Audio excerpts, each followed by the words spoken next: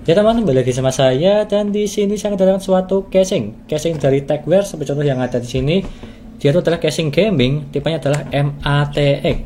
Standar pada umumnya lah tipenya MATX, tapi dia itu banyak free-nya dan juga harganya terjangkau. Untuk yang ini adalah serinya Techwear EDGE-M2 Pro TG. Jadi banyak keluaran terbaru lah dari Techwear. Dan apakah ini worth it atau tidak di harganya? Di harga 650.000 untuk casing yang ada di sini, yang berwarna hitam. Dan apakah bagus atau tidak fitur-fiturnya yang ada di sini, dari segi kelebihan maupun kekurangannya, serta dari segi sirkulasi udaranya. Jika tanpa kaca di bagian samping dan juga pakai kaca di bagian samping, itu dari segi pengujiannya. Dan juga di sini dari segi boxnya, kurang lebihnya seperti itu. Dan sebelum itu, sebelum saya jelaskan apa saja spesifikasi yang ada di sini dan juga mereviewnya, jangan lupa klik subscribe di pojokan bawah itu ya, tinggal diklik seperti itu. Lanjut, yang pertama dari segi spesifikasi yang ada di bagian balik sini. Ini ada speknya ya. Di bagian sini saya bacakan dulu aja sebelum saya unboxing atau mereview maupun membuka casing yang ada di sini. Untuk ini di I/O panelnya bagian atas ini dia ada support USB 3.0 ada satu, USB Type-C ada satu. Di harga 650.000 ini bagus sih, ada USB Type-C-nya dan rekomen lah. Jarang-jarang ada yang ada seperti ini. Dan juga ada HD audio, power button, dan juga reset button, serta ada tombol untuk RGB untuk mengganti RGB-nya. Karena di sini jadi free 3 fan RGB. Tapi yang di depan dia itu 14 cm ya, bukan yang 12 cm. Jadi dia itu lebih besar dan juga support 2 di bagian depan. Dan juga di bagian belakang sini 12 cm untuk fan-nya, sama-sama RGB. Di harga 650.000 udah free 3 fan RGB. Dan lanjut, untuk SSD maupun harddisknya jadi support 2 ya, 2+2 lah untuk SSD dan juga harddisknya. Kita lihat aja nanti saat saya membongkar casing yang ada di sini. Dan juga di sini itu ada PCI-nya ada 4, 1 2 3 4 karena tipenya MATX. Untuk fan-nya di bagian depan ternyata cuma support di dual fan aja, 12 cm maupun 14 cm. Kalau saya cek di bagian ini ya, spesifikasinya di bagian atas support 2, 14 cm maupun 12 cm, serta di bagian belakang support 12 cm aja. Kurang lebihnya seperti itu. Dan juga di sini CPU coolernya dia itu sampai di 175 mm. Kalau menggunakan pipa semuanya bisa masuk. Karena yang paling tinggi di 161 untuk CPU coolernya, tapi kalau yang ini 175 tinggi banget sih. Jadi aman.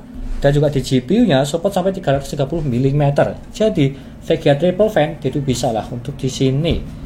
Kalau sampai secara radiator sih supportnya di 240 sampai di 280 kalau pribadi yang saya lihat di sini ya.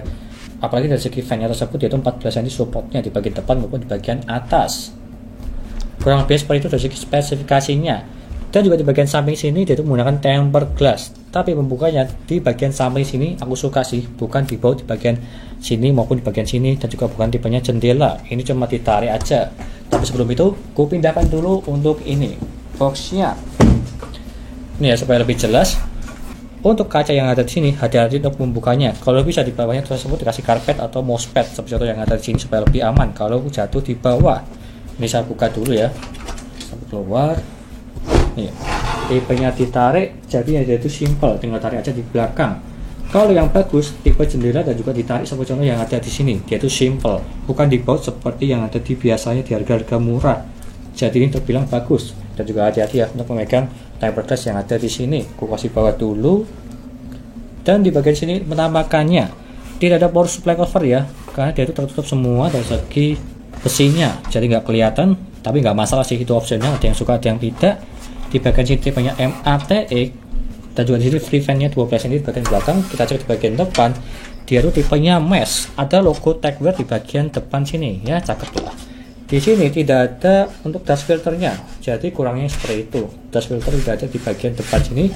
Di harga 650.000 ya masih standar wajar lah di 650 ya. Tapi kalau biasanya di atas 800.000 itu harus wajib pakai dust filter di bagian depan. Meskipun di brand-brand lain di bawah 600.000 juga ada yang udah mengasih dust filter, tapi kalau ini dia itu belum, nggak masalah juga. Kita buka. Untuk membukanya seperti biasa, ditarik aja seperti itu yang ada di sini. Tinggal kalian tarik. Ya, sangat simpel sih.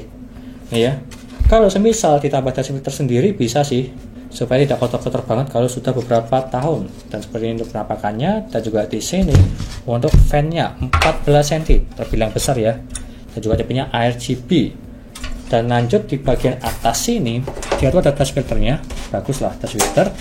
Ada I/O portnya yang aku bilang tadi, ada USB Type-C. Ini sangat rekomen, apalagi ini di harga 600 ribuan. Jarang-jarang ada sih ada USB Type-C. Itu kalau mau buka yang support USB Type-C ya. Kalau tidak support ya agak berguna juga sih Type-C-nya. Kita buka dulu di bagian belakang yang ada di sini. Nah, aku tarik. Dia tuh flat ya. Ini flat. Aku kasih bawah dulu. Dan di bagian belakang sini kabel manajemennya kurang sih kalau aku pribadi ya. Yang dimana kalau saya lihat di bagian samping sini, yang sini lah yang aku lihat, dia itu sempit banget sih. Kalau di bagian sini dia itu standar pada umumnya di 1 cm lebih sedikit mungkin ya, 1 cm lebih sedikit lah kalau di bagian sini kelihatannya. Tapi kalau di bagian sini dia tuh juga sama 1 cm lebih sedikit, tapi tertutup sama di bagian besi-besi dari lempengan di bagian sini. Atau bisa dibilang ini standar pada umumnya lah untuk kabel manajemen di bagian belakang. Minimal ya di 2 cm untuk yang itu supaya lebih aman untuk memasang kabel-kabelnya. Tapi kita akan cek aja nanti apakah gampang ditutup atau tidak dari segi kabel manajemennya. Dan di sini untuk kabel-kabelnya semua dia tuh tipenya flat semua sih. Ini bagus ya. USB 3.0 nya dia tuh flat. Berbeda seperti pada umumnya dia tuh kan tebal ya, tapi ini flat, kabelnya flat semua dari front panel, audio dan juga Type-C nya dia tuh flat semua. Ini bagus sih dan juga simple. Serta di bagian sini ada board-boardnya semua. Dan kita cek di bagian sini dia tuh ada slot hard disk support 2 di bagian dalam maupun di bagian atas, dan juga SSD support 2 di bagian belakang mubu. Ada di sini slotnya ya, bagus sih untuk yang ada di sini, standar udah bagus. Dan selanjutnya di bagian bawah sini dia tuh ada touch filter untuk power supply, ini udah bagus, dan juga ada kakinya, serta ada busa di bagian sini dia tuh tebal banget, jadi ini bagus untuk meredam getaran maupun aliran listrik. Dan di bagian bawah dia tuh sempurna, perfect lah untuk yang ada di sini. Kurang lebihnya seperti itu penjelasan dari saya dari segi casing yang ada di sini, sudah saya bedah semua. Dan kita cek aja nanti dari segi airflow-nya apakah bagus atau tidak 1:1, serta kelebihan maupun kekurangan di casing yang ada di sini di harga 650.000 Tecware Edge M2 Pro TG. Itu aja dari saya, nggak usah berlama-lama, lanjut ke reviewnya. Yuk.